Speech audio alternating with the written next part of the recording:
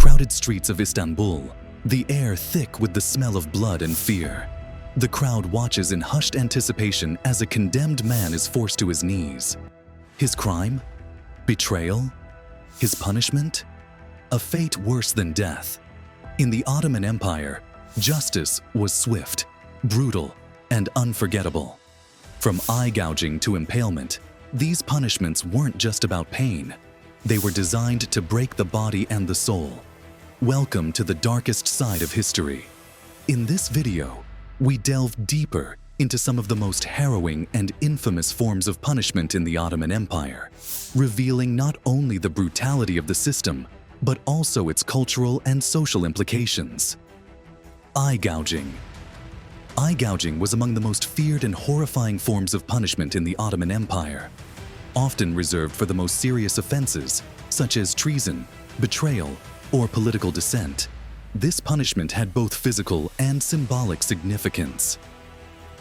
In the eyes of the Ottomans, the act of gouging out one's eyes was seen as a fate worse than death. It not only physically incapacitated the victim, but also symbolized their complete disempowerment within society. The individual who had been subjected to this fate could no longer engage in any meaningful way with the world, either through physical sight or the influence of their former station. The act itself was often carried out publicly to ensure that the spectacle would serve as a warning to others. According to the 17th century Ottoman traveler and historian Evliya Çelebi, eye gouging was sometimes performed with such brutality that the condemned would die from the shock or blood loss. Beheadings. Beheadings were another common and highly symbolic form of punishment in the Ottoman Empire. As with eye gouging, beheadings were typically reserved for those who committed acts of betrayal, rebellion, or other high crimes.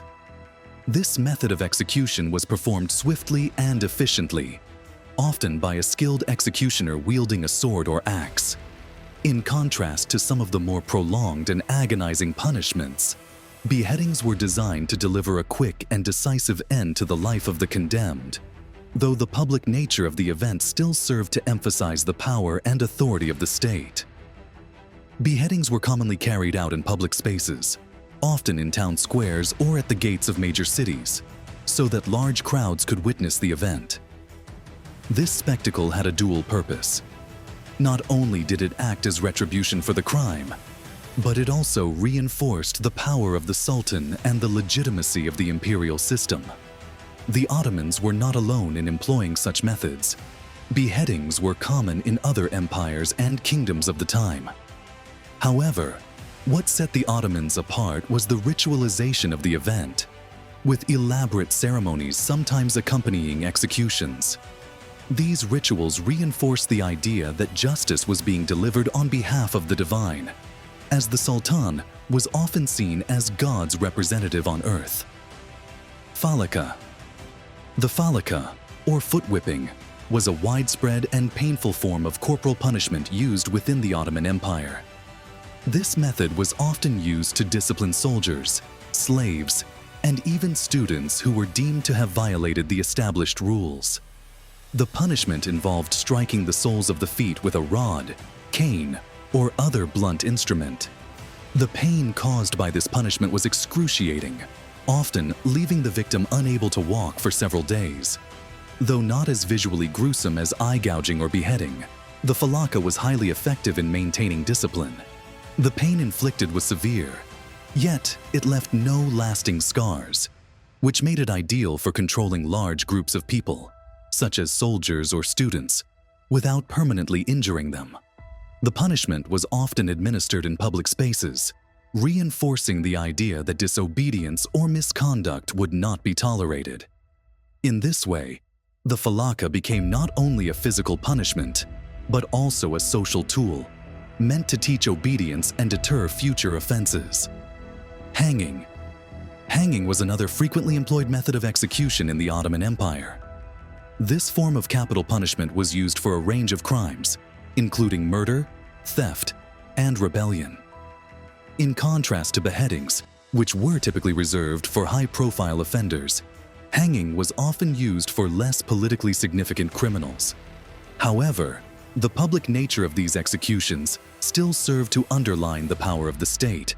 The condemned would often be hung in prominent locations, such as public squares, where passers-by could witness the grim spectacle. The execution process itself was often drawn out, and variations on the method were sometimes used to increase the brutality of the punishment. For instance, in some cases, victims were suspended by hooks or poles, or were subjected to additional physical abuse before being left to die. This extended form of hanging emphasized the torture aspect of the execution, serving as a reminder of the cost of criminal behavior. Amputation. Amputation was another punishment commonly used by the Ottomans, particularly for crimes such as theft, rebellion, and treason. This punishment was designed to permanently disable the offender, making it impossible for them to commit further crimes. The most common forms of amputation involved the cutting off of hands or feet, which would leave the individual physically maimed and socially stigmatized. Like many other forms of punishment in the Ottoman Empire, amputations were typically carried out in public, often in busy marketplaces or town squares. The act of publicly severing a limb served as a visible reminder to others of the consequences of breaking the law. The severed body parts were sometimes displayed as trophies, further reinforcing the state's power and dominance. Amputation was particularly harsh in a society that placed great importance on physical ability and participation in communal life. A man who had lost his hand or foot was not only physically diminished, but also socially marginalized. Emasculation. Emasculation, or the removal of a man's genitals, was one of the most severe forms of punishment in the Ottoman Empire. It was primarily reserved for political retribution or for punishing sexual crimes, particularly those that threatened the social order. The psychological and physical consequences of emasculation were profound. Beyond the obvious pain and suffering it caused, emasculation also stripped the individual of their masculinity, social status, and reproductive ability.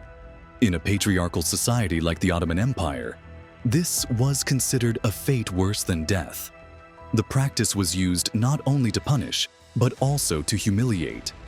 It was a tool of control that sent a message to both the offender and the broader society about the consequences of defying the Sultan's authority.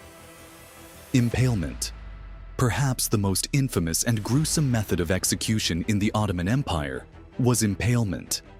This method involved the slow and painful process of driving a sharpened stake through the victim's body, often starting at the rectum and exiting through the chest or mouth. Impalement was reserved for the most heinous crimes, such as treason, rebellion, or attempts to overthrow the Sultan. The victim would often be left to die slowly, sometimes over the course of several hours or even days, making the punishment not only physically excruciating, but also psychologically torturous. Though it is most famously associated with the notorious Vlad the Impaler, a 15th century ruler of Wallachia, impalement was also used by the Ottomans, particularly during periods of military conquest. The Ottomans sometimes used this method to execute captured leaders or soldiers, particularly in situations where they wanted to send a strong message to both their enemies and their own people. Reflections on Ottoman justice. The various forms of punishment employed by the Ottoman Empire were as varied as they were brutal. Each form of punishment had a specific purpose, whether it was to extract retribution, enforce discipline, or send a message to society about the consequences of defying authority. These punishments were rarely isolated events. They were carefully staged and performed publicly to maximize their psychological impact. By witnessing these grisly spectacles, the population was reminded of the empire's power and the costs of disobedience. The Ottoman justice system was designed not only to punish, but to create a sense of order and control. Public executions and corporal punishments were central to this system, and they played a crucial role in maintaining the empire's social fabric. As we reflect on these practices, we are reminded of the stark contrasts between past and present notions of justice. While the punishments described here may seem horrifying by modern standards, They were considered essential tools for maintaining order in a much different world. In the end, the Ottoman Empire's use of such methods reveals the complex relationship between power, justice, and control.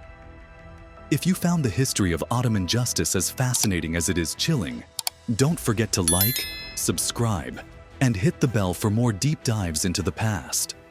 Until next time, stay curious.